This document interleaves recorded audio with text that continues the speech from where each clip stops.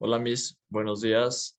En este video hablaremos acerca de la solución hacia la situación problema, la cual es los pesticidas. Vamos a hablar acerca de qué son, cómo se clasifican y los daños y consecuencias que tienen hacia el medio ambiente y hacia las personas. Para esto se debe de hablar en un inicio qué son los pesticidas. Bueno, los pesticidas son cualquier sustancia elaborada para controlar, matar, repeler o atraer a una plaga. Tal plaga puede ser cualquier organismo vivo que provoque daño, pérdidas económicas o transmita o produzca alguna enfermedad. Los pesticidas se clasifican en diversas categorías. Primero, en el ámbito de aplicación, se dividen en productos destinados a sanidad vegetal, ganadería, industria alimenticia, sanidad ambiental, jardinería e higiene personal. En hospedantes, sobre el cual actúa el agroquímico, se dividen en insecticidas, acaricidas, fungicidas, nematicidas, herbicidas, fitorreguladores, molusquicidas, rodenticidas y tratamientos de la madera, fibra y derivados.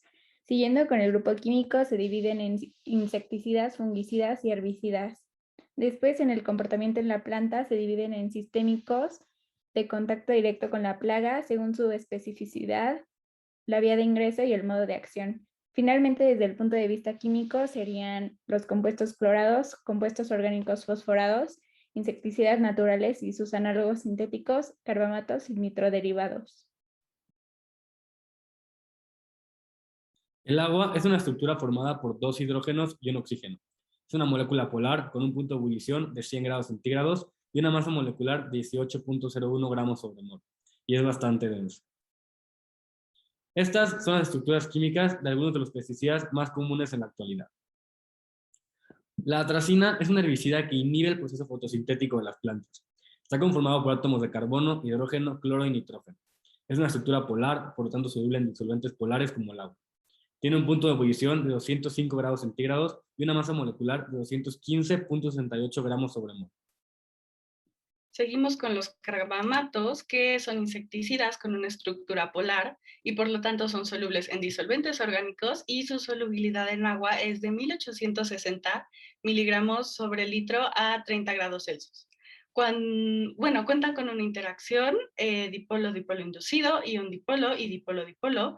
Tienen un punto de fusión de 91,5 grados Celsius, una densidad relativa de 1,12 a 20 grados Celsius y su peso molar es de 209,25 gramos sobre mol. El bentazón es una combinación de oxígeno, nitrógeno, carbono, hidrógeno y azufre. Tiene una estructura no polar y por lo mismo su solubilidad en agua es nula. Tiene un punto de ebullición muy alto de 395,7 grados centígrados. Su masa molecular es 240 gramos sobre mol y al igual que la mayoría de los pesticidas es muy poco denso. Es un herbicida utilizado para el control preemergente de algunas malezas. Los organofosforados son herbicidas con una estructura no polar. Su solubilidad en agua es de 28 miligramos sobre litro a 25 grados Celsius. Cuentan con una interacción dipolo-inducido, dipolo-inducido-dipolo e ion dipolo-inducido. Tienen una densidad relativa de 1,455 a 20 grados Celsius. Su punto de ebullición es de 100 grados Celsius y su peso molecular es de 373,6 gramos sobre mol. El clorotalonil es un fungicida que elimina enfermedades relacionadas con los hongos, conformado por carbono, cloro y nitrógeno. Es una estructura polar con una solubilidad en agua de 0,81 miligramos por litro a 25 grados centígrados, un punto de ebullición de 350 grados centígrados y una masa molar de 265,87 gramos sobre mol. Los fenamifos, tienen una estructura no polar y por eso son solubles en disolventes no polares. Su solubilidad en agua es de 329 miligramos sobre litro a 20 grados Celsius. Su densidad es de 1,15 gramos sobre centímetro cúbico. Su masa molecular es de 303,35 gramos sobre mol y no tienen un punto de ebullición, pues antes de llegar a él se descomponen. Las fuerzas intermoleculares unen diferentes moléculas en una mezcla. Pueden ser dipolo inducido, dipolo inducido, dipolo, dipolo inducido, ion dipolo inducido, dipolo, dipolo o ion dipolo. En este caso, cuando tenemos un pesticida polar con agua, obtenemos un dipolo, dipolo. Y cuando tenemos un pesticida no polar combinado con agua, obtenemos un dipolo, dipolo inducido. Bueno, el impacto ambiental. Primero que nada, existen distintos tipos de transporte de los pesticidas. Esta de difusión, que es el movimiento de moléculas debido a una gradiente de concentración. Lixivación, que es cuando los compuestos aplicados al suelo se desplazan alcanzando las capas más profundas y el acuífero. Y la vaporización. Los efectos adversos a corto plazo es la contaminación inmediata del ambiente abiótico y la muerte de diversos organismos. A largo plazo está el desarrollo de resistencias en los organismos plaga y la aparición de nuevas plagas. Y bueno, cuando los plaguicidas ingresan a la cadena alimentaria, se distribuyen a través de ella y se concentran en nichos ecológicos y se van acumulando sucesivamente. Afectan la fertilidad de los suelos y causan efectos adversos en la fisiología de las plantas. Luego, bueno, sigue el impacto social, es dirigido hacia la salud. Las impurezas de los plaguicidas pueden llegar al hombre directamente a través del agua potable e indirectamente a través de los alimentos. Los plaguicidas entran en contacto con el hombre a través de todas las vías de exposición posibles, respiratorias, digestivas, dérmicas, y causan intoxicaciones y patologías.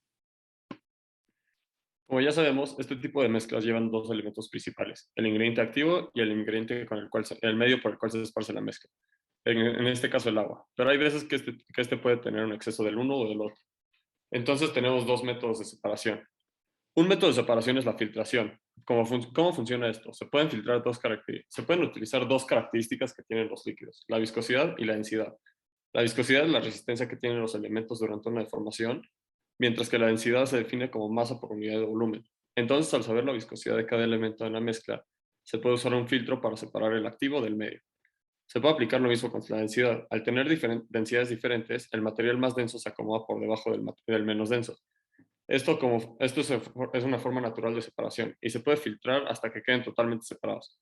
Una prueba casera que se puede hacer esto es usar gel antibacterial simulando el ingrediente activo y agua. Pasar los dos por un colador de cocina y ver cómo se separan. La razón de esto es porque el ingrediente activo es altamente viscoso y a diferencia del agua, este no tiene la capacidad de formación tan fluida. Existen filtros caseros que sirven para purificar el agua que bebemos. Este tipo de filtros sirven y usamos en nuestro día a día. Otro método de separación es la cromatografía. La cromatografía permite separar entre sí los componentes de una sustancia y su gran aplicabilidad se debe a la variedad de condiciones que pueden utilizarse para separar dichos componentes. Se puede utilizar en fases móviles distintas y se puede hacer en gases y en líquidos. En gases, la cromatografía se emplea principalmente para pesticidas que se vaporizan fácilmente sin degradarse, con puntos de ebullición por debajo de los 250 grados Celsius y polaridades bajas o intermedias en el análisis. En líquidos se utiliza para pesticidas muy polares que no son fácilmente vaporizables, con puntos de ebullición por encima de los 200 grados Celsius y son lábiles térmicamente. La comparación. La filtración tiene ventajas y desventajas. Algunas de sus ventajas son que casi no se pierde el producto, por lo general es efectiva y es económica. Su desventaja es que se tienen que cambiar los filtros constantemente para evitar tener fallas.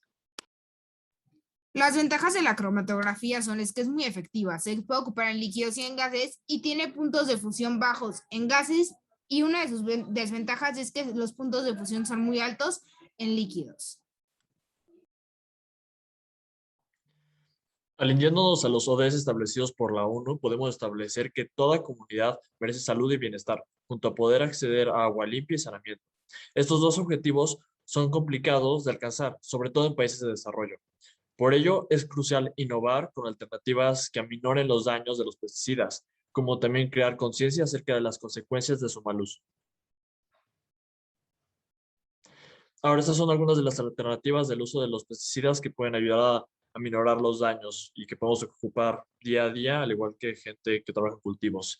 Primero está la aplicación racional de nitrógeno. Para evitar el uso excesivo de fertilizantes, la tasa de fertilizante nitrogenado aplicado deberá calcularse en función a el balance de nitrógeno de los cultivos. La segunda es cubierta vegetal. En la medida de lo posible, el suelo debe estar cubierto de vegetación. Y por último, pero no menos importante, está controlar el periodo entre cosechas. Y eso sería todo. Muchas gracias.